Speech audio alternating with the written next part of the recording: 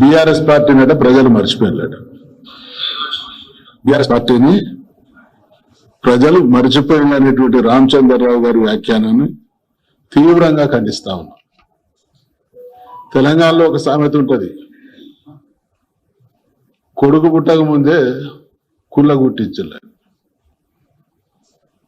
ఈయన పడుకొని లేచి వచ్చి నిద్రలో మాట్లాడుతూ అంటున్నది.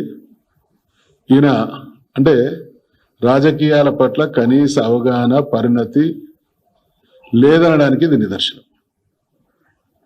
ఒక నూతనంగా అధ్యక్షుడైనటువంటి వ్యక్తి ఎంత బాధ్యతాయుతంగా, ఎంత గంభీరంగా, ఎంత హుందాగా తన మాటల ద్వారా ప్రజల్లో ఒక కొత్త విశ్వాసాన్ని కలిగించాల్సినటువంటి దానికి భిన్నంగా చాలా చౌకబారు మాటలు మాట్లాడినలు.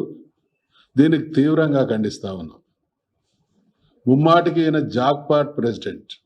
ఎందుకంటే గడచిన 6-7 మాసాలుగా లేదా సంవత్సర కాలంగా బీజేపీ అధ్యక్షుడు బీసీ కాబోతున్నాడు అనేటువంటి వార్తల్ని పుంకాను పుంకాలుగా